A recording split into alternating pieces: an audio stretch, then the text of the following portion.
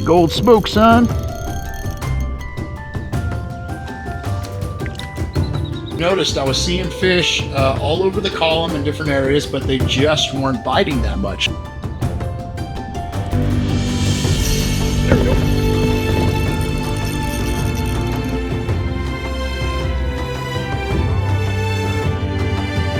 Was that a brown? Holy shit, it's a brown. Come on, baby. You got him. Yeah. Hell yeah, dude.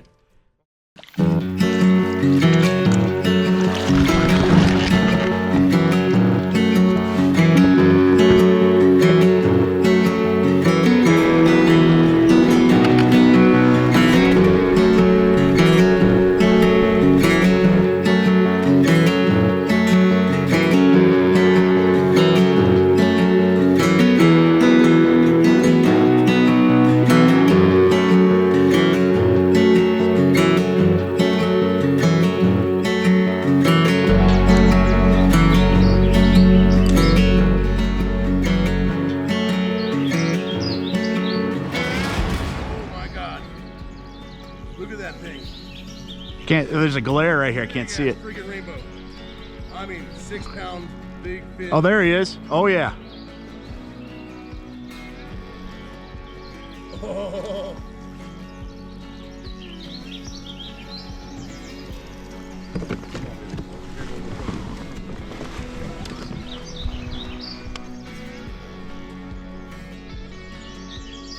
He's right under me. There he is. Oh yeah, that's a tank. Tank, bro. Looks like he's just barely hooked under the jaw. Yeah, it's like right under the jaw. You hit it twice. I heard it. Felt it. It looks like it's caught on a line on it or something. It looks all weird. He's going right under your boat. Oh, no, he's out to the front. You're good. You're good. You're good. Oh, he pulled the thing off. I see. Yep. My jig came off the. Oh, the skirt. Yeah, yeah. Man, it's a pretty fish.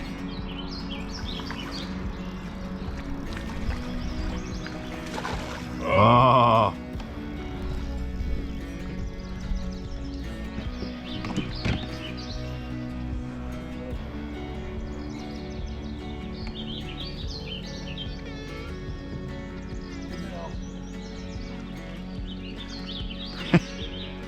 It is so awesome. Going right back to your boat. Ah, nice.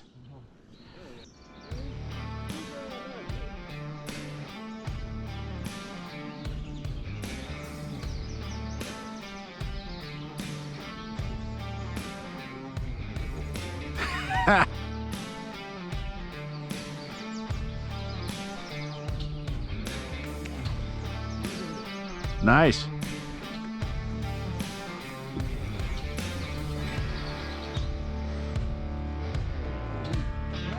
That's a nice brown. Yeah, it was real dark.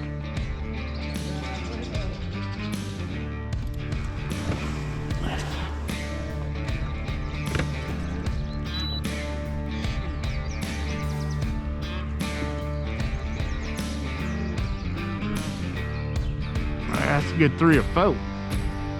Oh yeah, he's so dark. Look just like a brown from back there. Yeah.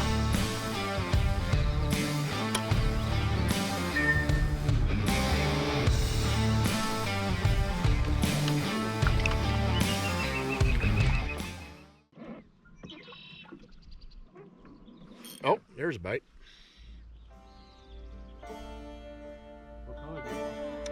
Gold smoke minnow. There we go.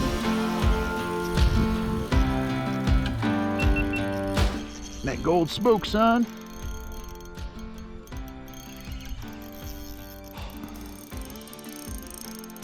Oh, a decent one.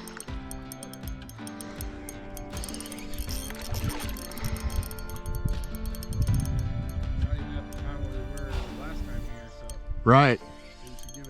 Mm-hmm. christen my new net. Yeah, that's a chunky one. A solid 2.5, maybe even a 3. That's why I love Grant, though. You know what I mean? Like, I've never had a wide open bite here, but the fish are always really good quality. Yep. That thing is so pretty. Like, I thought for sure that was a brown when it rolled up. I saw gold. I was like, oh. Yeah.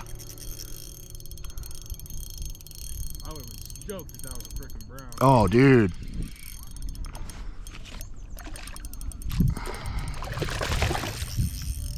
Oh, he tried to get me wet. It didn't work.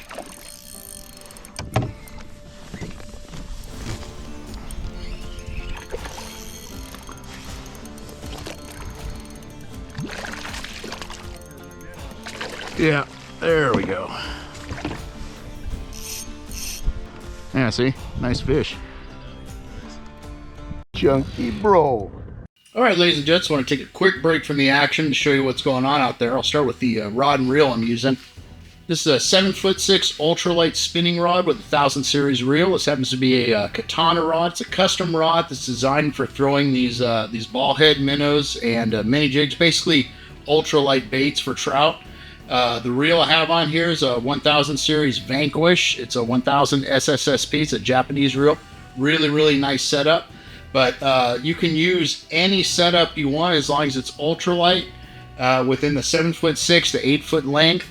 With 1000, you can even get away with a 500 or even a 2000 series reel. If you want to try throwing these ball head minnows or mini jigs or these ultralight baits.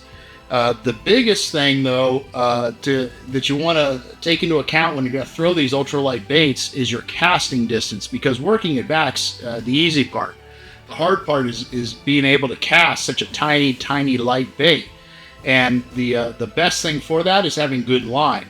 Now on this reel, I have spooled up Sinister Strand, a premium fiber braid in 4-pound. And then since it has a color tint to it, I run that up to a fluorocarbon leader, a 5-pound Runkel Power Fluoro. And I usually use between 5 and 6 feet for my leader. And that gives it a clear fluorocarbon leader down to the bait so the fish can't see it, where they can see this brightly colored line, obviously, in that clear water up in the Eastern Sierra. Now, if you want to try this out, you could use 4-pound mono, 2-pound mono, because most guys, if they're just starting out, they're going to be using braid, and braid is a great line. It doesn't have any memory. It's very easy to cast with, but it's susceptible to other issues like wind knots. If there's any kind of breeze, which there's usually a lot of wind up in the Eastern Sierra, and you aren't paying attention, you can get a lot of what's called wind knots. So typically, most guys are going to have 4 to 6 pound fluoro or mono spooled on their ultralight setups if you're up there trout fishing, maybe even some 2-pound. There's nothing wrong with throwing on a 16th ounce mini jig or 16th ounce ball head like here and giving it a few casts and see what you can produce. Now let's go to the bench real quick, and I'll show you some of the baits that are working out there for me and how I rig them up. All right, guys, I'll show you the baits that are working for me out there and what I'm primarily using. And on this day, I'm using these Spartan minnows, and I'm real partial to them. Some guys like Esteban, he's real partial to the mini jigs. I'm just more partial to the minnows, but you fish them exactly the same. This one is Gold Smoke, made by Golden State Fishing. Real good natural looking color. Obviously it's got some gold in the belly, and the back of it's black, so it does in the water, I assume, looks like an actual minnow. And then another one that I really like fishing up in the Sierras is this one, brown trout, or I think it used to be called baby brown trout. But it's brown and kind of a yellowish green, so it resembles a small brown trout fry in the water. But this is another real good color that I use up in the Sierras a lot, because the water's clearer. And what I always tell a lot of guys is the first thing I usually start off with when I'm fishing the Sierras is the more natural looking baits, like this one or Gold Smoke. These look like real actual minnows that are probably in the water up there. Your bright colors will work up there too from time to time. That's why I always say it's good to have a good selection. But typically in that real clear water, I'll always start with something natural because the fish can see very, very well, and I want something that looks as natural as possible so the illusion's not lost on them. Now I'll show you these weights we use to fish these, and these are ball head weights right here, and typically I use one of these two different sizes. The bigger one's a 1/16 and the smaller one's a 1/32. Now in the Sierras, if you watch the videos a lot, I 99.9% of the time use a 1/16 either mini jig or ball head weight for a minnow because the water's deeper. The fish can typically go a little bit deeper or will suspend, and usually with the wind and the deep water, the 32nd, you're going to have a hard time if the fish are holding a little bit deeper getting that all the way down to them. So that's why we usually use the 1/16. However, as you'll see later in the video, things changed a little bit and I started having success with a 1/32, but I'll get into that in a minute. So I'll show you how I rig these up on a minnow, and it's really simple. You just look at the anatomy of the minnow, and the back, the flat part is the spine, and then you can see a rounded part on the bottom. That would be the fish's belly, and you see it's got a little eyeball there. So what I want is I want this hook to stick out right through the spine. So where I start is right in the nose here at the top, and I push the hook in and slide that minnow on to where it's just going around the bend of the hook. And then right when it's going around the bend of the hook, I carefully pop that point of the hook out so it's straight in the back, as straight as possible, and it ends up looking just like that. And that's all there is to it. All right, now to give you an idea of kind of what's going on out there on this day, the first fish you saw me catch was the first fish I caught on the day. So I was out there fishing for several hours and got a bite here and there, but couldn't just hook up. SD got one or two back in the creek. Andrew got on one or two, and then I finally went back out into Graham and hooked up that one. But what was interesting to me is I was fishing the 16th, which is what I typically tell guys to do and what I usually do when I'm up there, because we're in deeper water up there, and you have a lot more real estate to work with as far as getting your jigs or your baits down to where the fish are. So the 16th is usually the best answer with that deeper water. But I noticed I was seeing fish all over the column in different areas, but they just weren't biting that much, and I couldn't put my finger on it. You know, I wasn't sure if they're just in a mood or they weren't going to bite, but then sometimes we'd catch them. So then what I decided to do, there wasn't a lot of wind on this day, just a real light breeze, and I got on the fish finder and really started looking, and I started noticing that the fish are all over the column. They weren't really holding to one particular zone of water. So that tells me that they're all up to something different. You know, all of them are on the hunt for something, whether it's the right water temperature or they're hunting for bait. So what are they looking for? So I'm starting to think, well, maybe it's my presentation isn't right. So I decided to scale down to a 32nd size ball head with a minnow, given that minnow has a little bit of buoyancy, at least more than a mini jig. And with that light 32nd weight, maybe I'll just kind of throw it out, let it sink, and just pop it a few times, let it sink, and just kind of see if I can get that thing to just kind of just dance all over the place in the water column, just real slow, and see if that would work. So while I'm looking here, I find a area that's holding some fish, but again, they're scattered. They're all over the place. There's not a lot of them, but I can't hone in on exactly what's going on. So I switched down to a 32nd, cast it out, and what I'm doing is I'm just kind of popping my rod tip up a couple times and just reeling up the slack is all I'm doing. So I'll cast out, let it sink a little, pop up my rod tip a couple times, and let it sink. And those reel cranks are really not so much reeling it in. I'm just trying to get the slack in is all I'm doing from popping the rod up. And sure as anything, on the drop, on one of those drops, bang, I get hit. And as soon as that happened, I cast it out again and got another fish, second cast. So now I'm in business. Now I'm off to the races. I know what they're doing.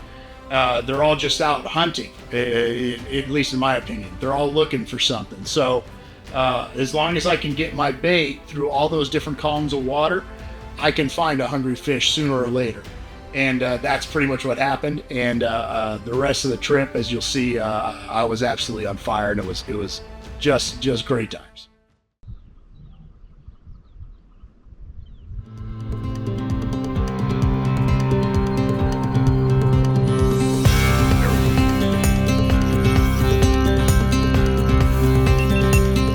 Got him on the drop. Feels like a better one.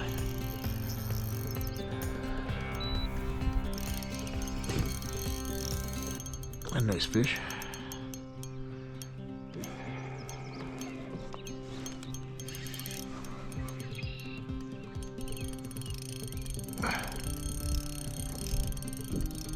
Yeah, real nice bow. And that baby brown trout minnow.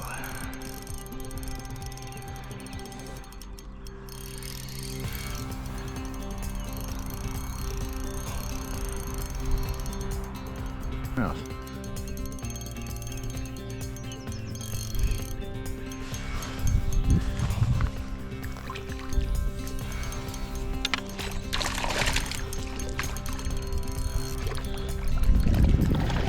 There we go.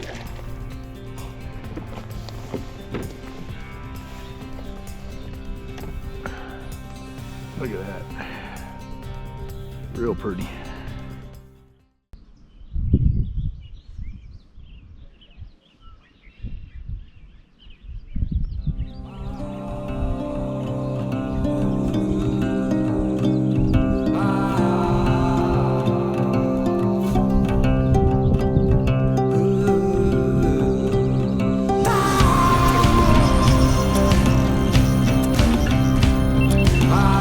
Cast.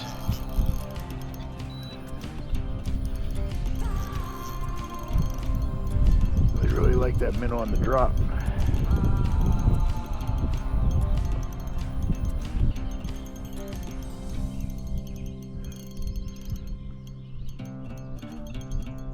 Feels like another nice one.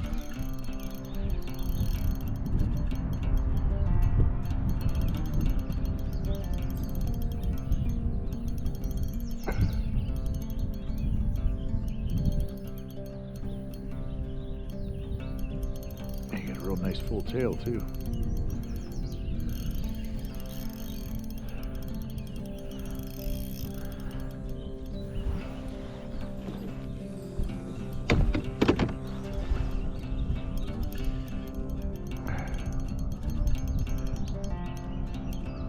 Was that a brown? Holy shit, it's brown.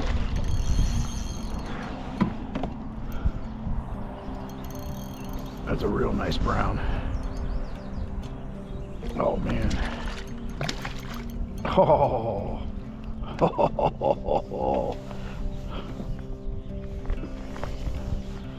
Oh man, that's awesome.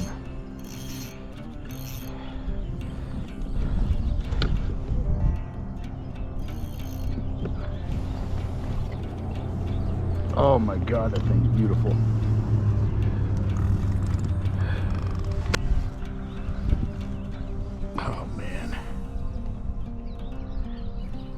Just gorgeous.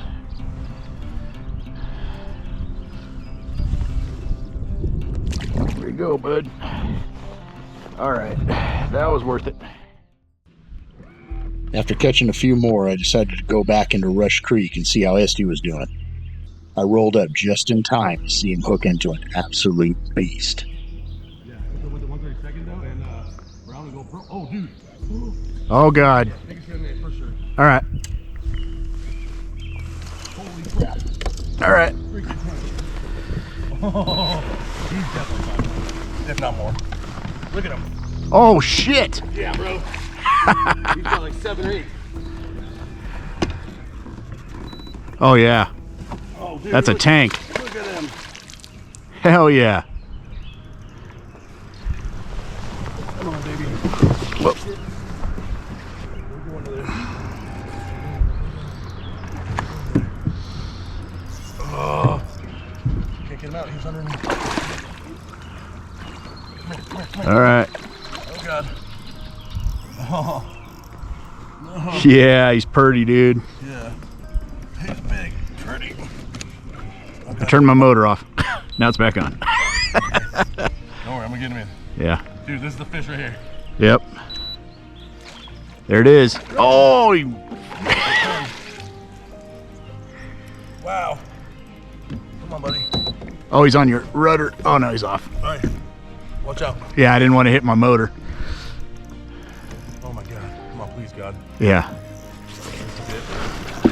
Oh my God, Rob.